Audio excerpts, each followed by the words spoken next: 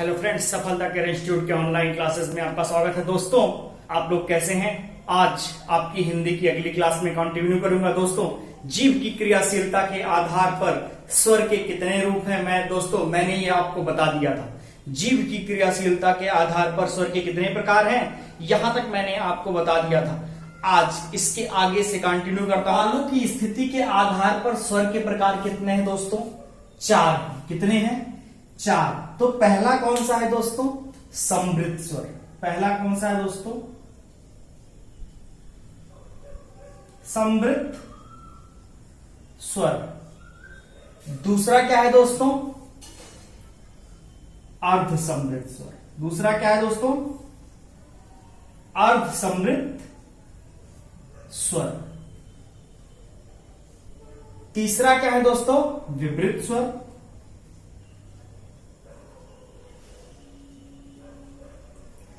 और चौथा क्या है दोस्तों?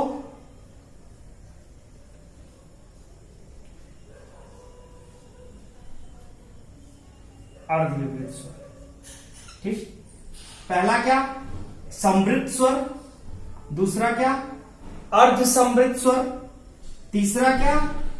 विवृत स्वर। और चौथा कौन सा है दोस्तों? अर्धविवृत स्वर। चौथा कौन सा है? तो अब एक एक स्वर के बारे में पढ़ते हैं। स्वर के बारे में बताते हैं। समृद्ध स्वर।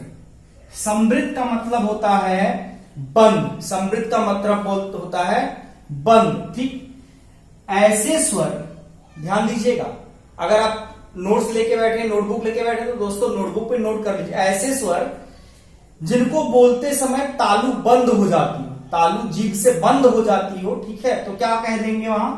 समृद्ध स्वर। ठीक है, कौन कौन से समृद्ध स्वर हैं दोस्तों? ई, बड़ी ई। कौन कौन से समृद्ध स्वर हैं? ई, बड़ी ई, ऊ, बड़ा ऊ और री। तो समृद्ध स्वर कौन कौन से दोस्तों? 5। समृद्ध स्वर कौन कौन से दोस्तों? 5।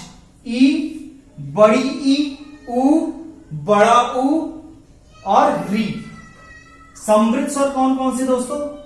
ई, बड़ी ई, ऊ, बड़ा ऊ और री। ठीक, अर्ध समृद्ध स्वर में 2, ए और ओ।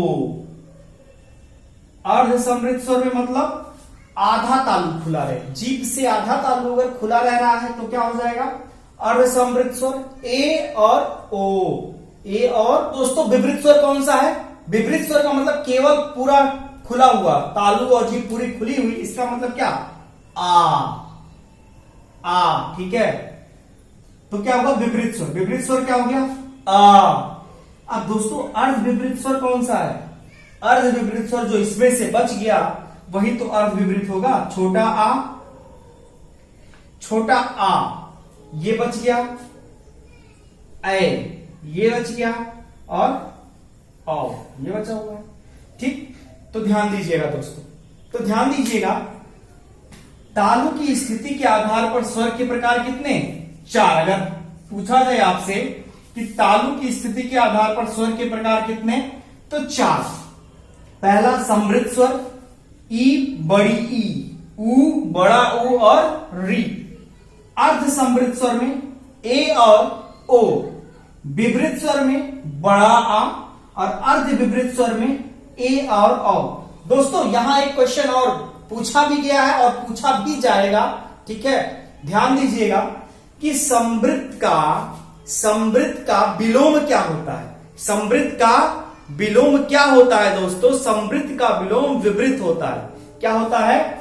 समृद्ध का, लिख दे रहे हैं दोस्तों, समृद्ध का विलोम क्या होता है? विवृत। ठीक, समृद्ध का विलोम क्या होता है दोस्तों? ये विलोम है। समृद्ध का विलोम क्या होता है? विवृत। तो समृद्ध का विलोम क्या होता है दोस्तों? विवृत होता है। क्या होता है? समृद्ध का विलोम विवृत होता है। दोस्तों तालु की स्थिति के आधार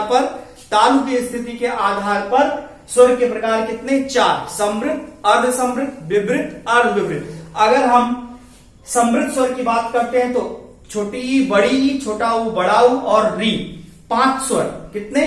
5 स्वर, ठीक। अर्ध समृद्ध में ए और ओ 2 स्वर, विवृत स्वर में केवल बड़ा आ, और अर्ध विवृत स्वर में छोटा आ, ए और औ, छोटा आ, ए और औ। अगला स्वर का प्रकार अनुनासिकता के आधार पर स्वर, क्या?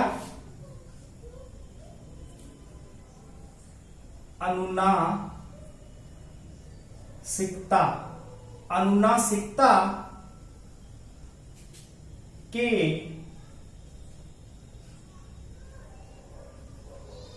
आधार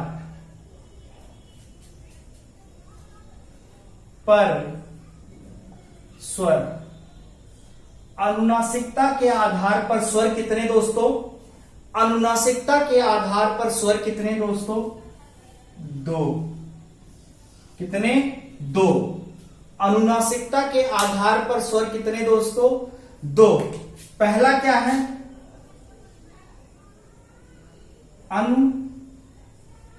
अनुनासिक स्वर, अनुनासिक स्वर। दूसरा क्या होगा? निरनुनासिक स्वर। क्या होगा? निरनुनासिक स्वर, निरनुनासिक स्वर, ठीक। अब दोस्तों अनुनासिक स्वर क्या है और निरनुनासिक स्वर क्या है, ठीक। तो ध्यान दीजिएगा दोस्तों, हम किसी स्वर के ऊपर अगर चंद्र बिंदु लगा दें, किसी स्वर के ऊपर, किसके ऊपर? किसी स्वर के ऊपर अगर चंद्र बिंदु लगा दें तो क्या हो जाएगा? वह अनुनासिक स्वर हो जाएगा। लेकिन दोस्तों अगर केवल और केवल बिंदु ही लगा रहे तो क्या हो जाएगा? होता है या होता है अनुस्वार। क्या होता है? या अनुस्वार होता है। क्या होता है? अनुस्वार होता है। तो ध्यान दीजिएगा दोस्तों, अनुस्वार, ठीक है, ये ध्यान दीजिएगा, ठीक है। अनुस्वार और अनुनासिक, अनुस्वार क्या है? ये तत्सम है, और अनुनासिक, अनुनासिक अनुस्वार का तद्भव शब्द है। क्या है? तद्भव शब्द है। अनुनासिक अनुस्वार का क्या है? तद्भव शब्द है। अनुनासिक, अनुनासिक अनुस्वार का क्या है दोस्तों? तद्भव शब्द है, ठीक। अगर पूछा जाए अनुस्वार का तद्भव क्या होगा तो अनुनासिक होगा, या फिर अगर पूछ लिया जाए अनुनासिक का तत्सम क्या हो गया तो अनुस्वार होगा। एक चीज और आप दोस्तों ध्यान दीजिएगा, ठीक, कि जब तक मान लीजिए ये सारे स्वर हैं,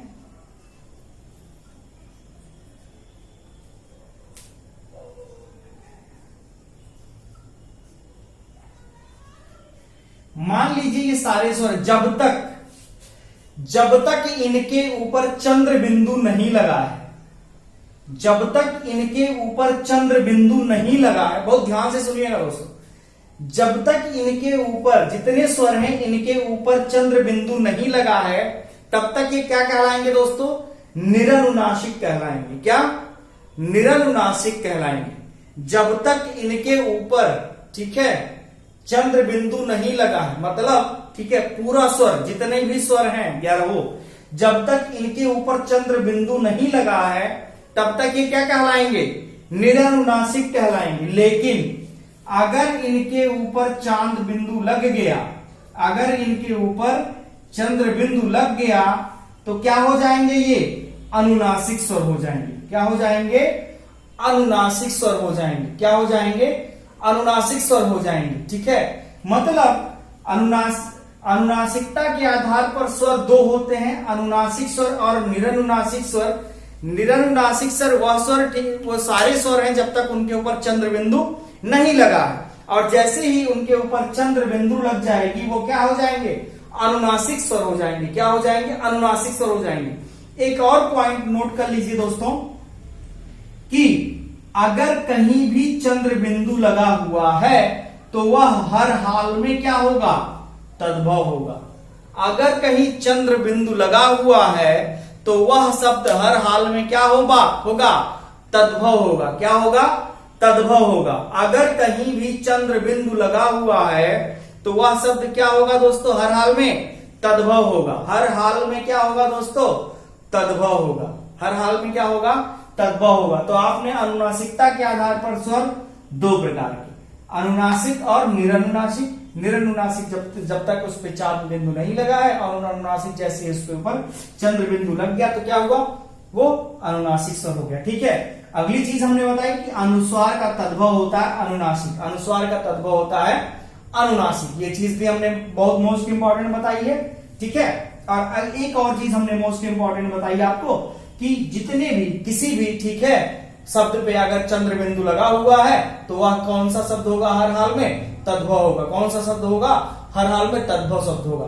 अगला पॉइंट दोस्तों, अब हमको लास्ट पॉइंट है, अगला पॉइंट जाति के आधार पर स्वर। क्या है, जाति के आधार। तो अगला पॉइंट क्या है दोस्तों, जाति के आधार पर स्वर। जाति के आधार पर स्वर। तो जाति के आधार पर स्वर दोस्तों कितने, दो।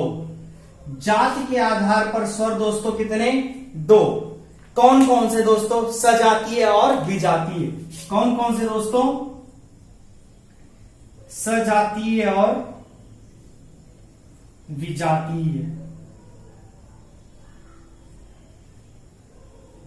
तो जाति के आधार पर स्वर दोस्तों दो। कौन कौन से, सजातीय और विजातीय। सजातीय माने समान जाति वाले, समान जाति वाले। सजातीय का मतलब समान जाति वाले और विजातीय का मतलब असमान जाति वाले। असमान जाति वाले। क्या हुआ, सजातीय का मतलब हो गया समान जाति वाले और विजातीय का मतलब क्या हो गया, असमान जाति वाले। असमान जाति वाले। ठीक है दोस्तों। तो एक बात बताइए, सजातीय और विजातीय मतलब समान जाति वाले, तो ऐसे कौन कौन से वर्ड हैं, जैसे जैसे आ, छोटा आ और बड़ा आ। ठीक। छोटी ई और बड़ी ई। ठीक। छोटा ऊ और बड़ा ऊ। ठीक। ये क्या है दोस्तों, समान जाति वाले। क्या है दोस्तों, समान जाति वाले। बाकी क्या है दोस्तों, विजातीय हैं। बाकी क्या है दोस्तों, विजातीय हैं। दोस्तों इसके बारे में हम संधि में हम डिटेल से चर्चा करेंगे, क्योंकि ये संधि का थोड़ा सा पोर्शन है। तो इसके बारे में हम दोस्तों कब चर्चा करेंगे, हम संधि में चर्चा करेंगे। इसके बारे में दोस्तों जब हम चर्चा करेंगे तो संधि में चर्चा करेंगे। ठीक है दोस्तों। अब बात आती है वर्ड के प्रकार में दूसरे प्रकार की। तो हमने वर्ड में कहा था कि वर्ड के कितने प्रकार, स्वर और व्यंजन। स्वर होते हैं और व्यंजन होते हैं। तो दोस्तों स्वर के बारे में आपने पढ़ लिया, स्वर के बारे में आपने पढ़ लिया। अब किसी दिन मैं स्वर के तहत जितने भी क्वेश्चन होते हैं केवल और केवल आपको क्वेश्चन सॉल्व कराऊंगा। स्वर से जितने भी क्वेश्चन बन सकते हैं, अब मैं केवल स्वर से आपको क्वेश्चन ही सॉल्व कराऊंगा किसी एक दिन। ठीक है। मैराथन क्लास होगी दोस्तों, उस दिन केवल और केवल क्वेश्चन ही सॉल्व होगा स्वर का। ठीक है। बात आती है अब किसकी, व्यंजन की। बात आती है व्यंजन की। किसकी दोस्तों, व्यंजन की। तो दोस्तों व्यंजन की अगर बात हम करते हैं तो व्यंजन कितने होते हैं। सबसे पहले तो व्यंजन किसे कहते हैं, बात आती है व्यंजन किसे कहते हैं। वैसे तो मैंने आपको बताया है कि व्यंजन क्या है, व्यंजन। तो दोस्तों हमने आपको बताया व्यंजन किसे कहते हैं। व्यंजन किसे कहते हैं दोस्तों, तो क्या क्या है, सबसे पहले ही तो जान लीजिए, व्यंजन स्वतंत्र नहीं होते। व्यंजन क्या होते हैं दोस्तों, स्वतंत्र नहीं होते। व्यंजन क्या होते हैं दोस्तों, स्वतंत्र नहीं होते हैं। तो व्यंजन अगर स्वतंत्र नहीं होते हैं तो व्यंजन की परिभाषा क्या है, स्वतंत्र नहीं होते हैं का मतलब क्या, कि यह व्यंजन किसी ना किसी, ठीक है, किसी ना किसी, ठीक है, वर्ड की सहायता से बोले जाते हैं। किसी ना किसी वर्ड की सहायता से बोले जाते हैं। या फिर एक चीज और, ठीक है, जब हमारी प्राणवायु रुकावट के साथ बाहर आ रही हो, मतलब व्यंजन को बोलते समय हमारी प्राणवायु क्या, रुकावट के साथ बाहर आ रही है। ठीक है।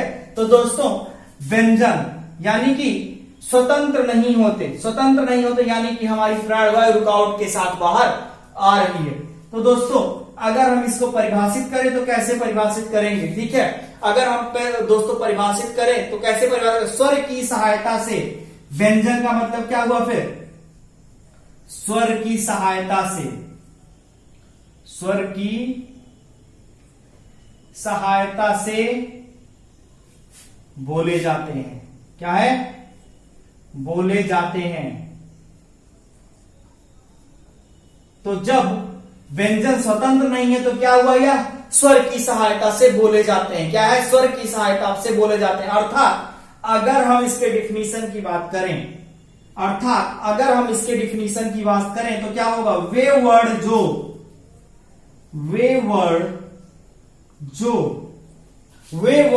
क्या होता है, स्वतंत्र नहीं होते, वे वर्ड जो स्वतंत्र नहीं होते उच्चारित करने के लिए किसी दूसरे वर्ड की सहायता लेते हैं। वे वर्ड जो स्वतंत्र उच्चारित नहीं होते, वे वर्ड जो स्वतंत्र उच्चारित नहीं होते, वे वर्ड जो स्वतंत्र उच्चारित नहीं होते, वे वर्ड जो स्वतंत्र उच्चारित नहीं होते, अर्थात जिन्हें बोलने के लिए दूसरे वर्ड की सहायता लेनी पड़ती है, अर्थात जिन्हें बोलने के लिए एक अन्य वर्ड की सहायता लेनी पड़ती है, अर्थात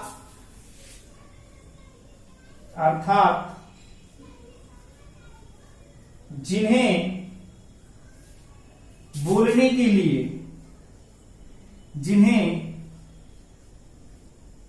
बोलने के लिए,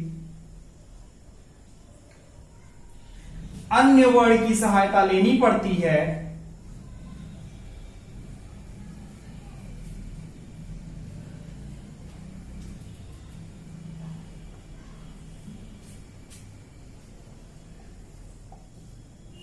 की सहायता लेनी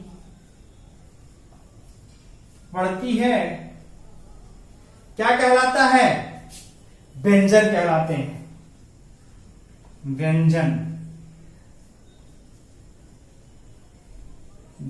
कहलाते हैं, क्या कहलाते हैं दोस्तों, व्यंजन कहलाते हैं। तो व्यंजन स्वतंत्र नहीं होते, स्वर की सहायता से बोले जाते हैं। अगर डिफिनीशन की बात करें तो वे वर्ड जो स्वतंत्र उच्चारित नहीं होते अर्थात जिन्हें बोलने के लिए अन्य वर्ड की सहायता लेनी पड़ती है, तो वो क्या कहलाते हैं दोस्तों, क्या कहलाते हैं, व्यंजन कहलाते हैं। तो दोस्तों अब बात आती है व्यंजन होते कितने हैं, व्यंजन होते कितने हैं। तो दोस्तों फैक्ट जानिएगा कि व्यंजन कितने, कुल